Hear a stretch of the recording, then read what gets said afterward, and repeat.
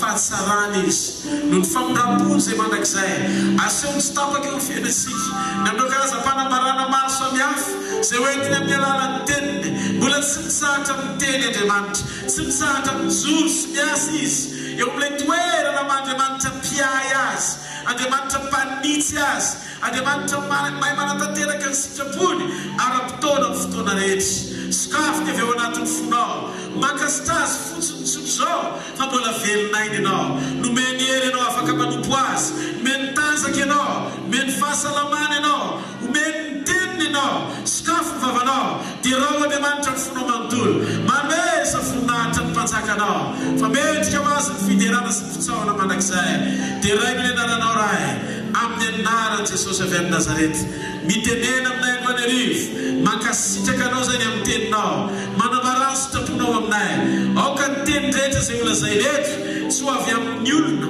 fa avy aminao rehetra dia sanatrehetra ny anaranao mena manokanety ny fankasitrananao amin'ny fiderana sy farifaly ary ravoravo noentiny maneho fankasitrananao andro any arivo manao voninahitra mandrakizay amin'ny anaran'i Jesosy amen. Tiafa mafy be ho amin'ny tompo mahazo ny toerana tompo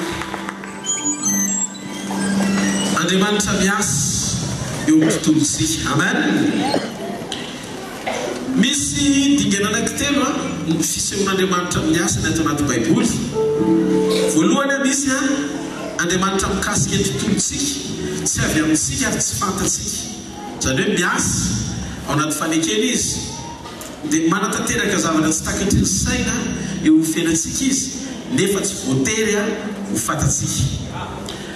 Faharoa Andriamanitra mampiasa ny fahantakaranao miasa eo amin'ny tontolonao zany hoe ianao mahafantatra fa raha vao zao ny zavatra ataonao dia mamaly ny fanandrify amin'izay zavatra ataonao zay Andriamanitra zany hoe ty faharoa ty indray ianao mahafantatra tsara fa hiasa Andriamanitra ary ikasika ny fiainanao izy tontolonao mampiasa ny fahantakaranao. Fahatelo Andriamanitra etsehnao hiasa eo tontolonao no dingana anankiteloreo nozaraiko amin'ny arivo amin'ny alalan'ny fanampian'Andriamanitra anatin'ity fivoriana ity ary inoko fa ikasika sy hamangy ny fiainanao manokana amin'ny alalan'izao teny izao indray Andriamanitra resy lahatra no fitranga zany dia mitiava mafy be ho azy amen. Alleluia. Atao Baiboly dia misy fotoana izy miasa sy manao zavatra tiany atao miadinao any amin'ny tontolo tsy hita maso miaranao ny fahasampiarana any amin'ny tontolo tsy hita maso nefa ianao tsy mitondra mibavaka akory. Zay ilay fisehoana maharay azy zay ilay fisehoana anehoany fitiavany anam-porofosy anambarany aminao fa izy dia mihevitra anao mihoatra lavitra noho ny fahatsapana anananao fa zanany ianao. Andriamanitra miasa amin'ny tontolon'ny Abrahama ohatra niado any Abrahama izy ary nananatra ny Abimeleka izy mba merina ny vadiny. Jereo tsara Genesis 2:20 manomboka mandiny faharokatra mandiny fafito tsy nivokatry ny fahatanterahany Abrahama loatra na tonga n'Andriamanitra namaly azy tsy midika koa zany hoe tsy ilaina ny fahatanteranao fa ao anatin'ny fiombonam-panekena dia misy fotoana Andriamanitra mahafantatra hoe matahotra ianao zany mahafantatra hoe mitebiteby ianao zany mahafantatra hoe diso ny fanapaha-kevitra ny raisinao fa mila ampiny ianao ary eto nahatsapako ny rôla ngeza be nanana ny fanamasina ny fiasa ny fanamasina ao anatsika anampy atsika ho any midinga ny fahatsarana tian'Andriamanitra isehoantsika. Andriamanitra tsy hoe kory Andriamanitra ratsy fanahy fa Andriamanitra tsara fanahy izy ary zay lehibe ny fitiavany zay tia no tonga ao anatin'ny fonao anampy ianao fena raha-patsy iarovana ny lehibe ny fitiavany ianao mba hahafahanao mitandrina sy mandeha araka izay sitrany sy zay tena tadiaviny aminao eto ambony ty tany ty. Alleluia. Salamo 5:7-10 ayaya raha tsy kelikely fa Davida mpanjaka dia niteny nanoratra misalamo izy ismiaveo Salamo 5:7 manomboka amin'ny 7:10 ka hatramin'ny 5:10 amin'ny anaran'i Jesosy. Ary mifindrafindra tany amin'ny firenena sy mifindrafindra fanjakana ho any amin'ny firenekafa ny zanak'Israely zany teto. Tsy nisy navelany ampahory azy ary nananatra mpanjaka izy noho ny amin'ireo hoe aza manendry izay voahositra ary aza manisy rafitsy no mpaminanitra. Ary io dia voaporofo natonga ny mpanoratra eto milaza an'io tantara sy fahamarinana io dia ny Genesis 2:20 manoko amin'ny 1:4 ka 1:7.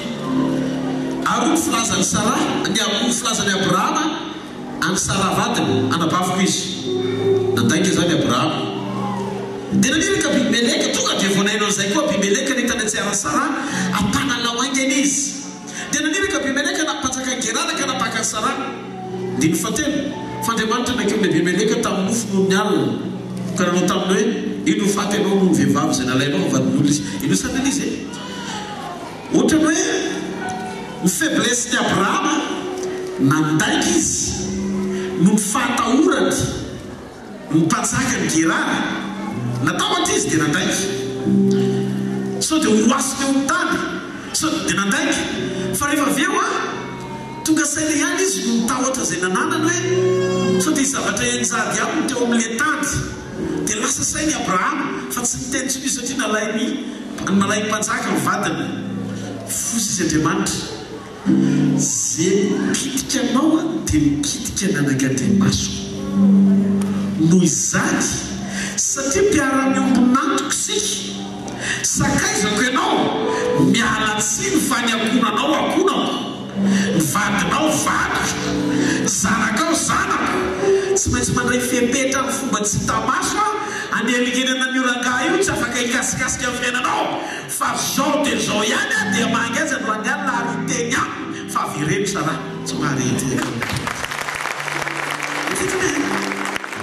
i Abrahama tsy nieritreritra na ny saina hoe Andriamanitra nika no zavatra ohatr'izany itsolovavolom-belo ny fahamarinana anitsy izay erreur na fahadisoana nataony tamin'ny fanambarany fanabaviny Sara misy mety olosany tanazay zay ny zavatra nitrangy teto Andriamanitra dia niasy tamin'ny fomba tsy takatry ny saina tsy valim-bavaka Abrahama fa niady ho any Abrahama. Tiako fantatrao fa manomboka amin'ity tapataony ity taona isehoan'Andriamanitra miasa ny mahery dia nomboka ho tsampanao fa na tsy takatry ny sainao azy dia iadinao Andriamanitra. Alleluia. I Abrahama tsy vavaka fa Andriamanitra no nijoro teo amin'ny tontolony ny ando azy.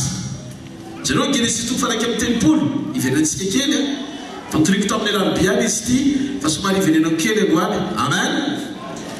Genesis 2:30 manoko amin'ny 7:70 dia zao voasoratra hozy izy Andriamanitra tamin'ny Jakoba zao Andriamanitra Betela izay nanosoranao tsangam-bato sy voadinao tamiko miainga ankehitriny hiala eto amin'ity tany ity ka modiany amin'ny tany nahaterahanao.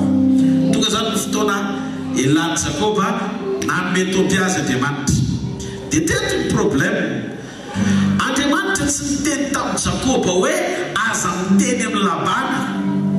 Nanao erreur Jakoba natahotra izy vitan'ilay Andriamanitra naniraka azy andeny amangony fony Labana itsodrano azy izy aminao zany vitan'Andriamanitra zany satria raha Andriamanitra no miteny tamin'ny Jakoba dia vitan'Andriamanitra no mamangony tontolo rehetra raha-pahamarinana antonga ny fiaingan'i Jakoba amin'ny fofeny sodrano. Zao zavatra nitranga niaingy Jakoba ka nampitaingen'ny rameva ny zanany sy ny vadiny dia nitondra ny omby sy amanosiny rehetra izy mba ny fananany rehetra izay efa noariny dia ny omby amanondro izay efa azo ny tany Mesopotami mba akany amin'ny Sakarainy any amin'ny tany Kanana.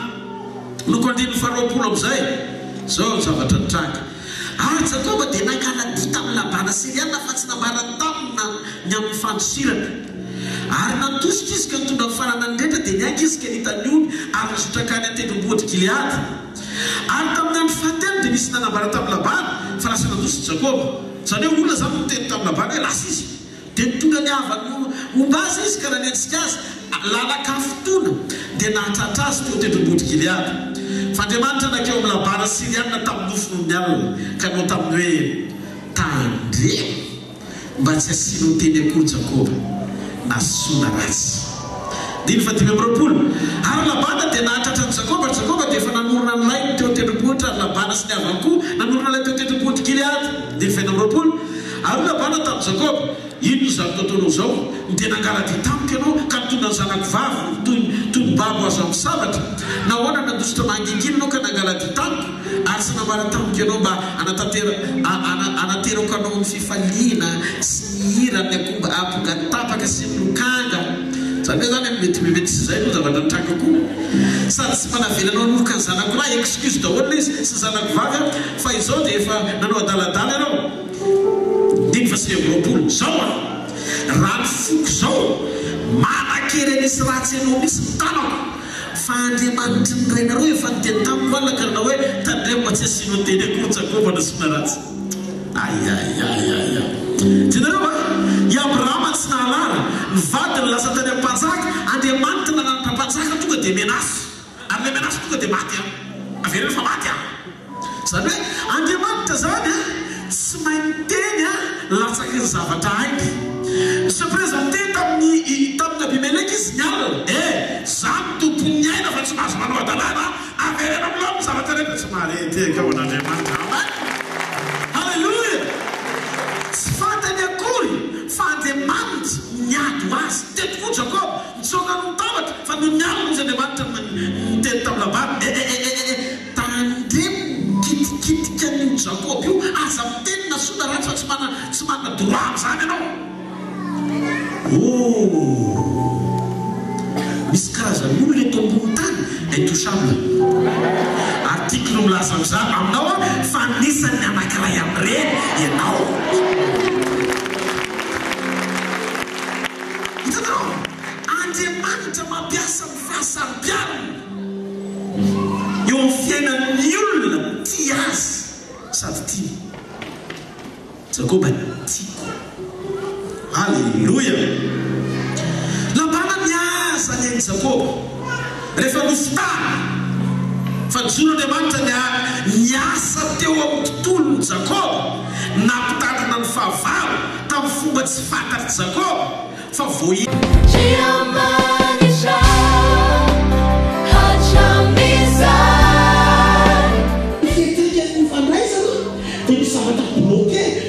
bloqué, non. S'ils sont bloqués, t'es bloqué. Ça ne t'est pas bloqué, t'es bloqué. C'est ça va te bloquer la vision de ton maman. T'es bloqué.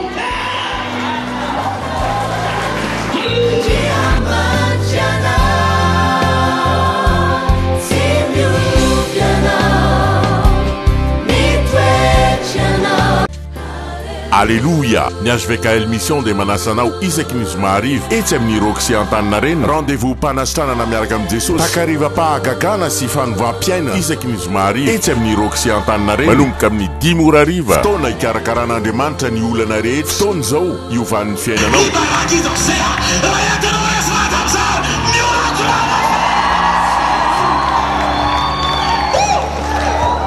Tongava maro tsy misy vidim-pidirana.